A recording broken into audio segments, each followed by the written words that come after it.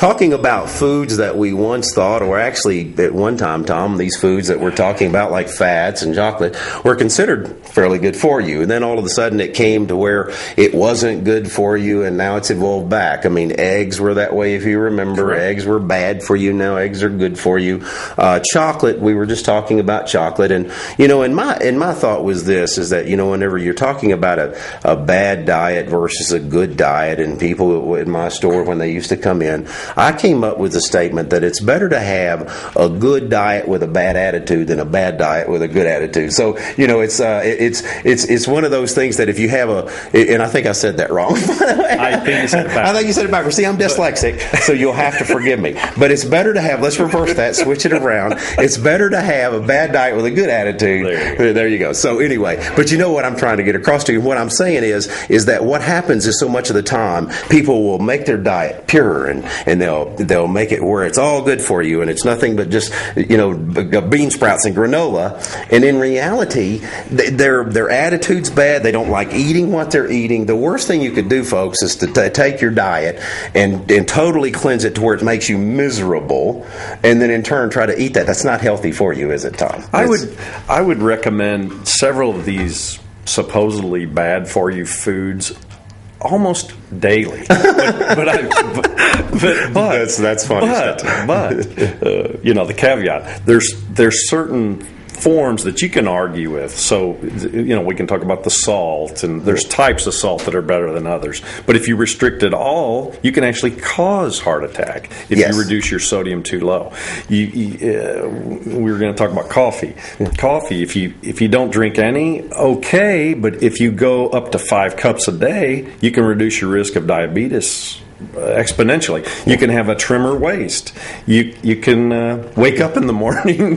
For me, hey, wake up in the morning, or wake up in the afternoon, for that matter. So it's very good to have around for that purpose as well. But yes, and like you said, if you take in too much and you don't drink enough water or whatever it may be, the old-fashioned percolator, where it just kept going back and draining, and it into becomes that a acid, thick mud. Yeah. So at the end, it's a goo. By the time it's finished. Yeah. And to me, I like the real stout stuff as well. That's and what we're saying here, folks, is not necessarily run out and start drinking coffee if you don't like it. But if you like it and you enjoy it, don't have this attitude of saying, "Oh, every time I drink a cup of coffee, I'm doing something bad for me." In reality, that's not true. Same thing with chocolate.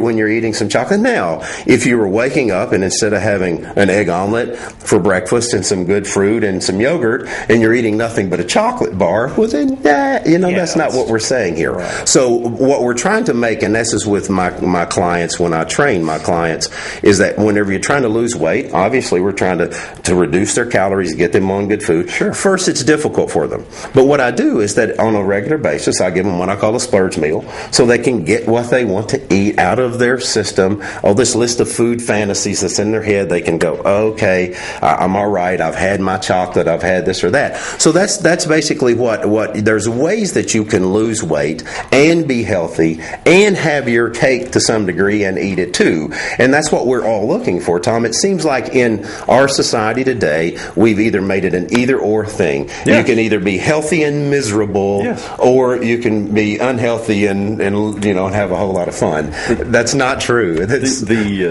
The doctor that I was kind of quoting on that salt, it was the past president of the American Heart Association.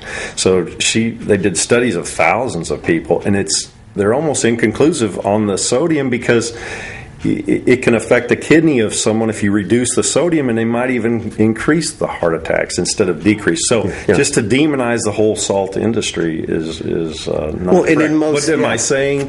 Do like a cow and go lick the salt? No. And I do, we were talking about that. Sea salt, a better quality sea salt, is better than, just general. Well, and aren't we talking again as well, and it goes back to that balance, because when you're talking about sodium, it interacts with calcium, magnesium, sodium, potassium, all these other what we call macro minerals in the industry. So the things that you need a lot of, the minerals that you need a lot of, what's happening with people with salt is that we're eating so much of the sodium that it causes an imbalance and a reaction in the body, a negative reaction in the body because we're out of balance. So what do? We just take in more magnesium, more potassium to try to help balance that, and calcium, exactly. And when you do that, when you're bringing all of those in, the body can pick and choose and say, okay, we don't need this, we need that, we don't need this. But when it's out of balance, certainly it's not good. But what we're having people today is we're having people sit down to a meal with almost no taste and no flavor. Correct. Because, and then in turn, okay, you're not getting sodium, you're not even helping yourself in that situation, and you're eating food that's tasteless. Well, what's scary, so, then they're drinking a diet soda which has a ton of sodium in it. So that's what I'm getting at. Yeah, I'd rather you have some good flavor in your food, yes, and just get rid of the pops. And we're talking about, and since we're on salt, we're talking about the sea salts and other things that are very good for you, pink salts that have trace minerals and things like that. So glacier salts, all of those things are extremely good for you, Tom. So, and another thing when we're talking about chocolate and we're talking about coffee and salts, another thing that was deemed bad for you for so long are sugars. And there are some simple sugars that are extremely good for the body. And of course, again, demonizing sugar and say, try to cut out all your carbohydrates and watch what happens. That's not going to help you either. That's going to make you miserable. But there's a sugar that I want to touch on here, Tom, that I think is very valuable and we're finding now, and that's xylitol. Talk a little bit about how you use xylitol, because that's come on the scene over the past 5 years and has worked wonders for people with nose and ear infections and those type of things. From my understanding, the origin of it was these dentists were using it in these young children to see if it would, kids love to chew gum. Yeah. So they tried a xylitol gum to see if it would stop, or have less dental caries, so less fillings yes. needed. So they checked them at the end of the study. Not only did they have less dental caries or cavities, they had less sore throats, they had less tubes in their ears, they had less sinusitis. So someone came up with the ingenious idea, let's take that xylitol out of there and put it in a spray. And I used it this morning. We're in Arkansas here, and man, everything is in bloom. Yes. So the pollen, I think the count was like 4,000 or 4,200 or something. And anyway, so you can use it as a lavage. You just squirt it in your nose and blow it out, and it cleans out some of that pollen. It's a slickener for your sinus. Yes. It's somewhat antimicrobial, and it doesn't leave your passages dried out like some of the chronic neti pot users or the people that, I've even taught them how to use the salt, the saline solution. And you can make your own. It's fairly cheap. You just take a teaspoon of sea salt, mix it with 9 ounces of water, and you can do that. But just think about it, people. There's a xylitol substance. It's already made up. You can make up your own on that too, Todd. Yes. But there's... And it's fairly cheap, too. It's a fairly cheap sugar. And interestingly enough, what they found as well, Tom, they've traced it to this, to the antimicrobial, the antibacterial, because dental cavities and any type of ear infections and those type of things come back down to bacteria, some type of bacteria, some type of microbes that we're fighting. And we found that there's this sugar, where most sugar feeds bacteria, this sugar is actually killing it or going after it. So we're finding that the xylitol not only helps with the dental cavities, but also too inner ear infections, throat and nose infections, those type of things. So really a fascinating product here. So are all sugars bad? No. And then not even really, to me, goes back to the simple sugars like processed cane sugar. Is it bad? Not necessarily. If you're putting a teaspoon in your coffee, it's okay.